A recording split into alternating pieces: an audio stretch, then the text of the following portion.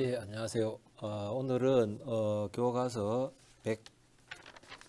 180쪽에 들어가도록 하겠습니다. 사회적 약자에 대한 이야기를 오늘 좀 해볼까 합니다.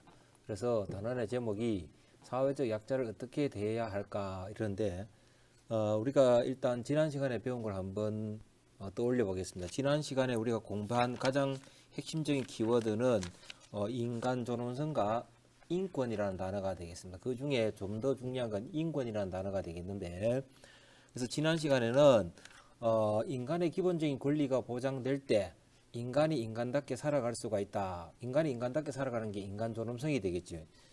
그래서 이 인권의 우리가 소중한 이유 이런 것들도 공부를 했는데, 인권이 소중한 것은 인간 행복의 출발점이다. 그 다음에 이 사회가 우리가 정당하게 대우를 받는 정의사회를 만드는 출발점이고, 그리고 또 하나는 사람과 사람이 만날 때 우리가 인권이 가장 출발점으로 기본으로 작용한다. 이렇게 인권의 소중함을 공부를 했었습니다. 그리고 또 하나는 인권의 인간의 기본적인 권리의 가장 핵심적인 가치는 뭐냐? 두 가지입니다. 바로 자유와 평등이다. 그래서 여러분들도 세상을 살아가다가 여러분의 자유를 박탈당하거나 그 다음에 불평등한 대우를 받으면 여러분들이 느끼는 거는 내가 사람으로서 기본적인 권리를 누리지 못하고 있구나 라고 느끼고, 그 결과는 인간다운 삶을 꾸려가기 어렵다라고 느껴볼 수가 있겠습니다. 자, 그래서 오늘은 그런 인권과 관련해서 인간의 기본적인 권리를 많이 누리지 못하는 상황에 있는 분들, 대표적으로 사회적 약자에 대해서 수업을 해보도록 하겠습니다. 오늘의 학습 목표는 두 가지입니다. 첫째는 우리 주위에 있는 분들 중에 사회적 약자에 속하는 사람이 어떤 분들이 있는지 우리가 이 단어를 공부하고 나면 말할 수 있어야 되겠습니다. 그리고 두 번째 학습 목표는 사회적 약자를 우리가 약자가 아닌 입장에서 어떻게 도울 수 있을지, 이 사회적 약자를 돕기 위한 실천 방법을 이야기할 수 있으면 공부가 잘 되었다라고 생각이 됩니다. 자, 본문으로 들어가 보겠습니다. 교과서 180쪽에 제일 위에 보면 1단계 이 정대세의 이야기가 나오고 있습니다. 여러분들이 대부분 점촌중학교 학생들이 축구를 참 좋아하던데 우리나라에 많은 축구 스타가 있습니다만은 이 남북에 연관 지어서 이 축구 스타로 이 남한과 북한 그 다음에 일본까지 통틀어서 축구 스타로 불리는 사람 중에 하나가 정대세라는 사람이 있습니다. 그래서 이 사람을 이야기를 한번 읽어보도록 하겠습니다. 제일 한국인 정대세는 프로로 가기 전 학창 시절에 일본 학교와 경기를 하면 선수들이 조선으로 돌아가라고 말했다. 김치 마늘 냄새 독하다라는 그런 말을 계속 들으면서 너무 속상하고 마음이 아팠다. 서로가 존경하는 마음을 가지고 경기를 뛰어야 하는데 우리가 일본에 살고 있는 우리 교포들, 제일교포라 그러죠. 이분들이 사실은 일본 내에서 상당한 불평등한 대우를 많이 받고 살아왔습니다. 옛날에 비해서 오늘날은 조금 덜해졌지만 과거에 이 어떤 학자의 분석에 의하면 일본을 이렇게 사람의 계급으로 나눌 때 보면 우리가 흔히 이야기하는 노숙인, 거리에 이렇게 노숙인 수준으로 대우받는 사람들이 일본에서 제일 교포였다 이런 얘기를 하는 걸 들어봤었습니다. 그래서 이 정대서도 본인이 직접 경험했던 이런 차별적 대우에 대한 이야기를 적고 있습니다. 이 정대세 선수는 상당히 좀 독특한 사람입니다. 왜냐하면 국적은 한국 국적인데 부모님이 한국 사람입니다. 그런데 일본에 또 태어나고 이래서 제일 동포입니다. 그런데 축구 국가대표로는 또 북한의 국가대표를 이렇게 뛴 적이 있습니다. 그래서 굉장히 그 복잡한 개인사를 가지고 있던 그런 선수다 이렇게 이야기가 되겠습니다. 자, 생각 질문을 보면 일본에서의 제일 한국인과 같이 한국에서 차별을 당하는 사람은 누가 있을까? 이 질문은 뭐냐면 정대세가 일본에서 겪었던 차별적 대우처럼 우리나라 안에서도 차별적인 대우를 하는 경우가 있을까? 자, 떠오른 게 있습니까? 댓글을 보니까 제일 많이 올라오는 게 역시 이 한국의 일을 하고 있는 이 외국인 노동자들에 대한 이야기가 올라오고 있습니다. 그다음 두 번째는 북한을 탈출해서 우리나라에 들어온 이 세터민, 요즘은 세터민이라고 부르죠. 뭐 탈북자라고 옛날에 표현하기도 했었는데 북한 이탈 주민들, 그다음에 기하 외국인 이런 사람들을 우리가 떠올려 볼 수가 있겠습니다.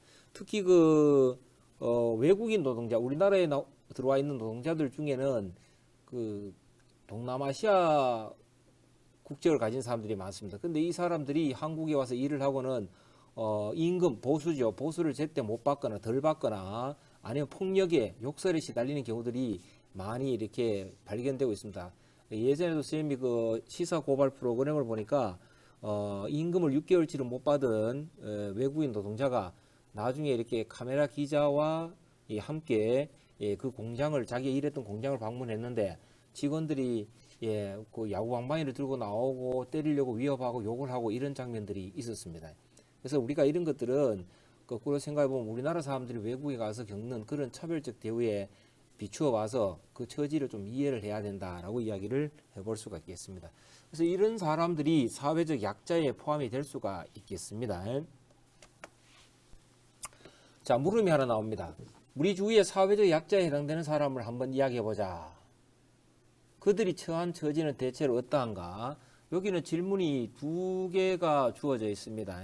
사회적 약자에 해당되는 사람이 누가 있을까? 그들이 처한 처지는 대체로 어떠한가? 자, 사회적 약자라는 것을 우리가 사전에 찾아보면 일단은 다수가 아닌 소수자입니다. 그래서 그 사회 구성원들 중에 많은 부분을 차지하는 사람들이 아니라 일부분을 차지하는 사람들. 그러면서 여러 가지 불평등한 대우를 받을 수 있는 그런 사람들을 우리가 사회적 약자라고 이렇게 보통 개념을 규정합니다. 그래서 구체적인 사례를 찾아보면 자, 이런 분들이 되겠죠. 자, 노인, 어린이 그러니까 여러분들도 사회적 약자에 포함이 되겠습니다.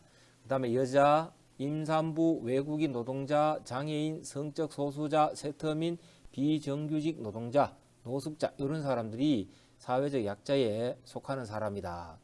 근데 이 사람들을 대체로 쭉 보게 되면 특히 비정규직 노동자, 노숙자, 그 다음에 뭐 성적 소수자 이런 사람들이 우리 사회생활에서 많은 차별적인 대우를 당하는 경우들이 종종 있습니다. 인간다운 대우를 못 받거나 그래서 이들은 이 보통 사람들보다는 상당히 불리한 여건에 처해 있는 경우가 많이 있다. 이렇게 이야기가 되겠습니다. 자, 그래서 선생님이 사회적 약자를 이제 개념을 이렇게 정해 보면, 자, 사회적 약자란 인종, 신체, 문화, 종교, 학력, 이념, 성별 등의 특성 때문에 사회 다수의 사람들에 비해 열악한 환경에 처해 있거나 고통을 받으며 살아가는 사람들을 사회적 약자라고 한다. 이렇게 이야기되어 있습니다. 그래서 아까 전에 외국인 노동자에 대한 차별적 대우는 뭐 인종적인, 이 국적이나 인종적인 특성 때문에 그 사람들에게 우리가 불이익을 주는 경우들이 되겠죠. 그 다음에 장애인, 그 다음에 임산부, 어린이, 노인 이런 분들은 신체적인 특성 때문에 불이익을 당하는 경우들이 되겠습니다. 그 다음에 성별에 의한 특성도 있죠. 특히 우리나라에서는 남성 위주의 사회가 오랫동안 지속되다 보니까 여성들이 여자라는 이유만으로 불이익을 당하는 경우가 있었습니다. 요즘은 그렇지 않지만 몇십 년 전만 하더라도 여자분들이 운전을 하면 남자분들이 비아냥거리면서 이런 말을 던지는 경우가 있어요. 운전대 잡지 말고 집에서 소뚜껑 운전이나 해라. 이런 것들이 결국에는 여자라는 이유만으로 요 근래에도 보면 뭐 교통사고 나면 어떤 여자분이 교통사고 냈다면 뭐 김여사라고 이렇게 비아냥거리는 경우들도 있어요. 근데 이런 것들이 사회적 약자에 대해서 우리가 이 잘못된 고정관념을 가지고 불이익을 주는 경우다. 이렇게 이야기되겠습니다. 자, 질문이 하나 나와 있네요. 사회적 약자들에 대한 차별과 불이익은 왜 생기는 것일까요? 예. 요번에 21대 국회의원 선거에서도 장애가 있는 분이 4분이 국회에 입성을 했습니다. 그 중에 시각장애인 최초로 김예지라는 국회의원이 당선이 되었는데 시각장애인이기 때문에 안내견이 있습니다. 이 안내견이 이제 국회의사당에 들어올 수 있느냐 이래가 뉴스에 나왔었는데 이 안내견 조의도 국회의사당에 이제 출입이 된답니다. 근데 우리가 이 김예지 씨가 당선이 되었는데 인터넷에는 보면 악플이 이렇게 달리는 경우들도 있었다 그럽니다. 이런 것들이 보면 그분이 국회의원으로서 어떤 능력을 발휘해서 눈이 보이지 않기 때문에 자기 할 일을 제대로 못했거나 이런 것이 없었는데도 불구하고 벌써 이런 안 좋은 댓글들이 있습니다. 그거는 뭐냐면 어떤 그 보통 사람에 비해서 능력이 떨어진다기보다는 잘못된 고정관념과 선입견이나 이런 것들 때문에 우리가 이 불이익을 주고 차별을 주는 경우들이 많이 있는 것 같습니다. 그래서 정리를 해보면 사회적 약자에 대한 차별과 불이익은 편견과 선입견과 무관심에서 비롯된다. 이 세 가지가 원인이라고 이야기되겠습니다. 편견이란 건 볼견자입니다. 근데 편자는 건 한쪽에 치우쳐 있다는 뜻이죠. 그래서 한쪽에 치우쳐서 제대로 판단하지 못하고 이러다 보면 상대방에 대한 불이익이 생길 수가 있겠습니다. 예를 들면 장애가 있기 때문에 우리보다 일을 못할 것이다. 이런 것들은 편견 혹은 선입견, 미리 가지고 있는 생각이 되겠죠. 그 다음에 무관심, 이 세 가지가 사회적 약자에 대한 차별과 불이익을 만들어낸다라고 이렇게 이야기가 되겠습니다. 자, 그 다음에 또 하나는 그 요 위에 있는 것은 우리가 이제 사회적 약자에 대한 차별과 불이익이 우리 자신이 가지고 있는 원인이라 그러면 사회적인 원인도 있습니다. 뭐냐면 사회적 약자가 적응하기 힘든 차별적 환경을 조성하는 경우도 있다. 그래서 우리가 보면 뭐 취업에서 제한을 하게 된다든지, 그 다음에 또 외국인 노동자이기 때문에 똑같이 일하고도 임금을 덜 줘도 된다라는 그런 인식을 한다든지 이런 것들이 그런 분위기 속에서 예를 들어 요즘에는 그 외국인 노동자들에게 임금을 제대로 지불하지 않아도 그 기업 고용주를 처벌하거나 이런 법들이 강화되면 사회적 약자에 대한 이런 차별적 환경이 많이 줄어들겠죠. 그래서 그런 환경이 어떻게 만들어졌느냐도 매우 중요하다 이렇게 되겠습니다. 자, 181쪽에 가보겠습니다. 181쪽에 3단계 나는 바리스타. 쌤도 나중에 퇴직하고 나면 커피숍을 조그만한 걸 하나 낼까 싶었는데 딸아이가 바로 공격을 했습니다. 아빠가 나중에 할아버지가 되어서 커피숍을 하면 누가 거기에 먹으러 오겠는가. 이것도 듣고 보니까 기분이 썩 좋지가 않은데 노인들에 대한 선입견이 이렇게 좀 깔려 있지 않은가 이런 생각을 좀 해보게 됩니다. 자, 그래서 그 68세의 노인분께서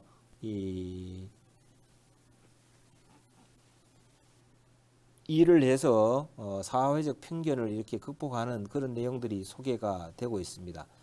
밑에 보겠습니다. 1. 위 사례를 우리 사회의 노인에 대한 편견과 관련해서 이야기해보자. 노인에 대해서 우리가 보통 가지고 있는 편견과 선입견이 뭘까요? 신체적으로 우리가 능력이 떨어지기 때문에 어떤 일을 할 때 보통 성인이나 이런 사람에 비해서 많이 부족할 것이라고 이렇게 편견과 선입견을 가지고 있습니다. 그런데 실제로 보면 노인들은 오랜 세월 동안의 경험이나 이런 것들 때문에 육체적 힘을 쓰는 일 아니면 오히려 일을 더 잘 처리하는 경우들도 많이 있습니다.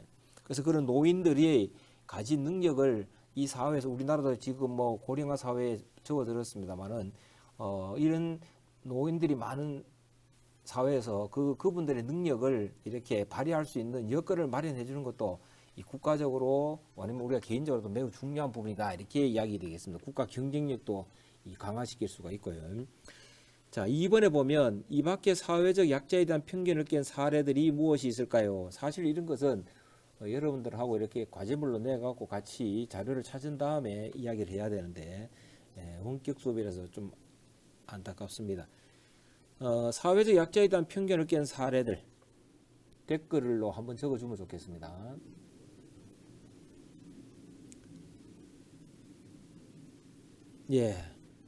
여러분들의 자료를 종합해 보니까 여러 가지가 나오는데 일단 전 세계적으로 그 육체적인 장애가 심각하게 있는데도 불구하고 사람들에게 기대와 희망을 줬던 닉 부이치치라는 사람이 있습니다.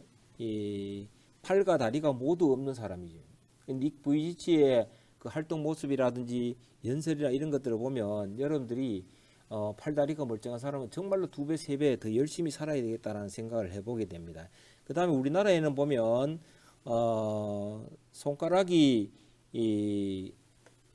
네 손가락인데 훌륭한 피아니스트가 된 이희아 씨가 있습니다. 그래서 이런 사람들 속에서 우리가 보면 우리가 장애인은 어떨 것이다 라는 고정관념 편견을 깨트리는 그런 사례로 언급을 해볼 수가 있겠습니다. 선생님이 여기 보면 링크를 하나 걸어놨는데 요거는 뭐냐면 그 일본의 유명한 원숭이였습니다. 다이고르야 고마워라는 책도 있었는데 이 다이고르라는 원숭이는 태어날 때부터 팔다리가 제대로 없었습니다. 그래서 동물원에서 거의 죽어가는 걸 한 그 사진 작가가 다큐멘터리 작가인가 그럽니다. 이분이 발견하고 나중에 집에 데려와서 모유까지 먹이면서 이렇게 살려냅니다. 근데 이 다이고르가 나중에 움직이고 막 이렇게 팔다리가 없다고 제대로 서지를 못하는데 그 서는 연습을 하는 거 보면 막 털이 막 땀에 막 범벅이 될 정도로 연습을 하게 됩니다. 그래서 나중에 이 다이고르가 일본의 그 장애인이 모이는 모임에 가면은 거기에서 아이들에게 장애가 있는 아이들에게 희망을 주고 그 몸으로 나무를 이렇게 타고 있는 영상을 선생님도 본 적이 있습니다. 근데 그렇게 오래 살지는 못하고 짧은 생을 다이고르가 마감하게 되는데 나중에 그 일본 사회 전체가 보면 이 다이고르를 통해서 다이고르를 돌봐준 게 아니라 그 다이고르를 키운 사람도 돌봐준 게 아니라 오히려 다이고르에게서 희망을 배우고 사랑을 배웠다라고 이렇게 이야기하는 경우들이 있었습니다. 그래서 우리가 장애는 인생의 가장 큰 벽이 아니라 우리가 극복을 하면 오히려 더 훌륭한 삶을 이끌어갈 수 있는 밑바탕이 될 수도 있다 이렇게 이야기 되겠습니다. 여러분들이 더 건강하게 살아야 되겠죠. 열심히. 자, 그 다음에 교과서 182쪽에 들어갑니다. 사회적 약자에 대해서 우리가 뭘 해야 될 것인가? 여기 답이 나와 있네요. 사회적 약자에 대해서는 공감과 배려가 필요하다. 공감이라는 단어가 참 좋은 단어죠. 우리가 감정을 공유한다. 그러니까 우리가 보면 요즘에 과거의 사람들에 비해서 좀 부족한 점이 공감 능력이 떨어진다. 다른 사람이 받는 고통, 다른 사람이 느끼는 기쁨 이런 것들을 같이 공유해야 되는데 그렇지 못한 경우들이 있습니다. 특히 사회적 약자에 대해서도 그들이 겪는 고통을 우리가 공감하게 되면 그 사람들에게 뭔가를 도움을 주려고 하겠지. 자, 질문. 사회적 약자의 처지를 개선하기 위해 우리는 뭘 할 수 있을까? 자, 일단 여기 사각형이 2개 나와 있는데 여러분이 큰 시각으로 봐야 됩니다. 사회적 약자를 위해서 우리가 해줄 수 있는 부분은 우리 개인이 할 수 있는 부분이 있고 국가나 사회가 해야 될 부분이 있다. 2가지로. 그래서 개인적인 노력은 아까 전에도 나왔습니다만은 그 사회적 약자에 대한 불이익과 차별이 발생되는 이유는 편견, 선입견 이런 것들 때문이다라고 했습니다. 그래서 결국에는 편견을 버리는 것, 선입견을 버리고 그 다음에 공감하고 배려하고 그 다음에 약자에게 우리가 뭔가를 베푸는 게 인간의 가장 기본적인 도리가 되겠죠. 동물은 철저하게 약육강식이지만 인간은 약자의 손을 같이 붙들고 같이 살아가야 됩니다. 그래서 이런 도덕적인 시각도 가지는 게 중요하다 이렇게 되겠습니다.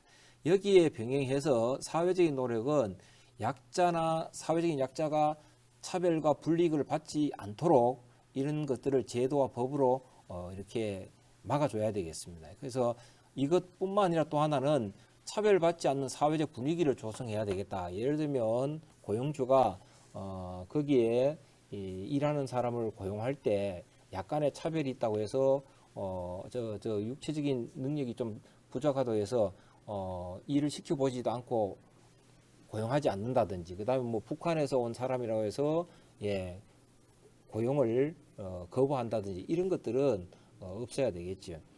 그래서 이 사회적인 노력의 대표적인 것은 사회보장기본법, 여성과 장애인 의무 채용, 그다음에 저소득 생계지원제도 이런 것들이 여기에 속할 수 있습니다. 요거는 쌤이 뒤에 파워포인트 한 장 더 있는데 링크를 다 걸어놨습니다. 나중에 여러분들이 선생님 수업이 끝나고 직접 이렇게 링크를 타고 가서 사회보장기본법이 어떤 게 있고 여성과 장애인에 대한 의무처형이 어떤 내용인지를 이렇게 상식적인 차원에서 한번 쭉 보면 좋겠습니다. 182쪽에 윌리엄 문의 이야기 한번 보겠습니다. 여러분 교과서 182쪽에 7번째 줄에 있습니다. 윌리엄 문은 아주 머리가 좋고 재주가 뛰어난 영국 대학생이다. 근데 우리가 흔히 이야기하는 잘난 사람이 되겠죠. 근데 가끔은 자신의 지식을 이용해서 다른 사람을 무시하기도 했다. 근데 그가 큰 사고로 시각장애인이 되었고, 그래서 그 시각장애가 된 상태에서 절망의 나날 속에 있었다 합니다. 근데 나중에 보니까 자신이 그동안 그 시각장애인들을 무시하고 이랬던 부분이 너무 미안한 마음이 들었다 합니다. 그래서 결국에는 그 미안한 마음과 그 다음에 자기도 세상을 보지 못한 것에 대한 이런 것 때문에 시각장애인들이 손으로 글을 읽을 수 있는 문 타입을 개발하게 되고 우리가 흔히 점자라고도 이렇게 하게 되겠죠. 그래서 우리가 보면 그 처지에 들어가지 않으면 잘 이해하기가 어렵다라고 이렇게 이야기하죠. 그래서 이게 이제 공감 능력이 되겠는데 여러분들이 팔다리가 없는 장애인이 되거나 그다음 북한에서 탈북해서 우리나라에 들어오거나 그다음에 외국에서 가족들을 두고 돈을 벌기 위해서 우리나라에 와서 힘들게 일을 하는 외국인 노동자나 그런 사람의 입장이 돼보지를 않았습니다. 그런 사람의 입장이 돼본다 그러면 여러분들도 많은 걸 느끼겠죠. 뭐 영화나 이런 데 속에서 보면 가끔 그 남에게 어떤 불이익을 주는 사람이 그 불이익을 당하는 사람 입장이 돼보고 많은 걸 깨닫는 그런 경우들도 있습니다. 여러분들이 늘 우리 옛말에 역지사지라는 아주 좋은 말이 있죠. 상대방의 입장에서 생각을 해보면 상대에게 공감하는 마음이 생기고 그 다음에 배려가 또 가능해진다 이렇게 이야기가 되고 있습니다. 여기 사회적 약자의 처지를 개선하기 위한 노력 중에 사회보장기본법 안에는 보면 세 가지가 다시 나누죠. 여러분 사회 시간에 배웠을 텐데 공공부조, 사회보험, 사회복지 서비스 요 세 가지가 사회보장기본법에 들어가 있습니다.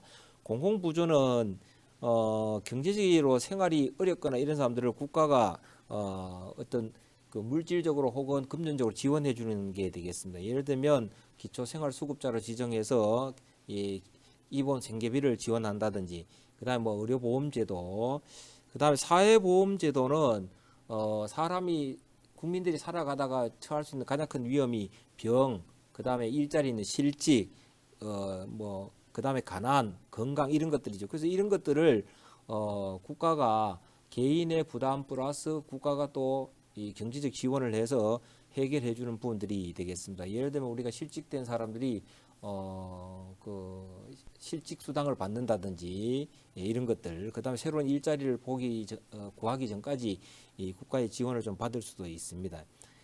그다음에 사회복지 서비스는 건강이나 그다음에 뭐 고용이나 그다음에 범죄나 이런 것들에 대해서 국민을 어떤 국가가 제도나 이런 것들을 통해서 기구를 통해서 이 위험에서 도와주는 것이 사회복지 서비스다 이렇게 이야기가 되겠습니다. 이런 것들은 여러분 구체적으로 한번 그 쌤이 그러는 링크를 찾아서 한번 들어가 보기 바랍니다.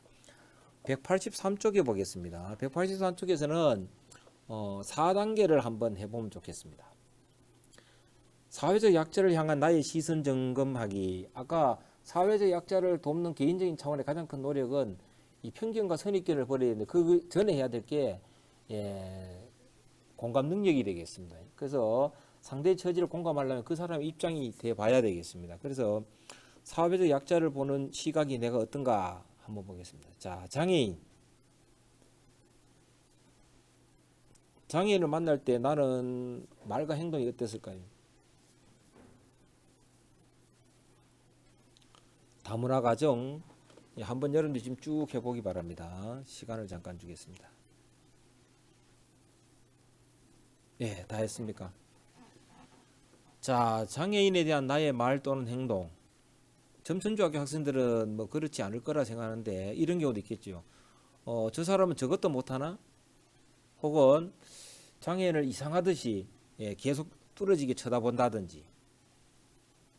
그 다음에 다문화 가족에 대해서는 너희 나라로 돌아가라. 요번에 코로나19 때문에 뭐 유럽이나 이런 외국에서 동양계 사람들을 막 이렇게 너희 나라로 돌아가라 그러고 뭐 어제도 오늘 아침 뉴스에도 보니까 유럽에서 한국인 부부가 폭행을 당했다고 뭐 이렇게 뉴스가 나오고 있습니다.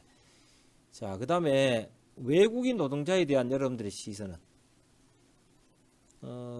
점초는 쌤이 보니까 신기 쌤이 가끔 자전거로 이렇게 드라이브를 하는데 신기에 가니까 농공단지가 있는데 거기에 보면 저녁 무렵에 이 외국인 노동자들이 이렇게 자전거 타고 많이 나오는 걸 쌤이 봤습니다. 근데 외국인 노동자에 대한 우리들의 말과 행동, 저 사람들이 우리 나라 사람들의 일자리를 빼앗아 가고 있어. 저 사람들은 우리가 좀 무식할 거야. 배운 게 없어. 이렇게 생각하지는 않습니까? 그런 생각으로 쳐다보지는 않았는지. 자, 그 다음에 노인에 대해서는 노인들이 뭐 집에 계시지 괜히 길거리에 나와서 방해가 되고 이런 또 시각을 가진 사람도 있을 수 있겠습니다. 그 다음에 가난한 사람에 대해서는 능력이 없으니 가난하지. 가난한 것도 죄야. 쌤이 지금 이야기했던 이런 사례들은 사회적 약자에 대한 이 차별적이고 잘못된 편견의 시각들을 한번 쭉 이렇게 모아봤습니다. 이 점중의 학생들은 그렇지 않을 것 같습니다. 장애인 보면 도와드리려 그러고 이렇게 할 것 같아요. 이번에 위에 쓴 나의 말이나 행동이 왜 잘못되었다고 생각하는지 쓰고 한번 이야기해 보자. 그래서 여러분들이 그 위에 있는 이런 사회적 약자에 대한 쌤이 이야기했던 그런 사례에 속하는 경우가 몇 가지가 있다 그러면 여러분이 생각하면 나는 왜 그렇게 생각하지? 왜 다문화 가족을 보고 너희 나라로 돌아가라고 이런 생각을 하지? 왜라고 한번 자신에게 질문을 던져보면 특별한 답이 안 떠오른다는 거예요. 그래서 그게 특별한 이유가 없다는 것은 편견과 선입견 때문에 나타난 것이다 라고 이렇게 이야기를 해볼 수가 있겠습니다. 자, 이제 마지막으로 아까 이야기했듯이 이 사회보장기본법은 모든 국민의 인간다운 삶을 보장하기 위한 법입니다. 그래서 이런 사회보장기본법 속에는 보면 국민들이 가난이나 병이나 그 다음에 이 직업을 구하지 못해서 그 다음에 범죄나 이런 것들 때문에 인간다운 삶을 꾸려가는데 방해가 될 수 있습니다. 이런 것들을 국가가 사회적으로 해결해 주는 게 사회보장기본법이다. 이렇게 이야기 되겠습니다. 자, 여기 링크를 한번 타고 들어가 보세요. 그 다음에 여성과 장애인의 의무 채용.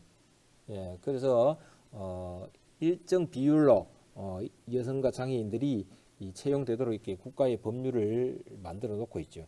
그 다음에 저소득 생계 지원. 요번에 코로나19 사태 때도 보면 원격 수업을 하는데 저소득층에 집에서 그 뭐 컴퓨터가 없거나 이래서 원격 수업이 안 되는 경우에 국가가 이렇게 지원해 주는 경우, 뭐 특히 경기도 서울 쪽에는 노트북을 사서 이렇게 지급했다고 이야기가 되고 있습니다. 이 안타깝게도 문경은 그런 얘기가 안 들리고 있습니다. 자, 이렇게 해서 오늘은 사회적 약자에 대한 수업을 해봤습니다. 수고 많았습니다.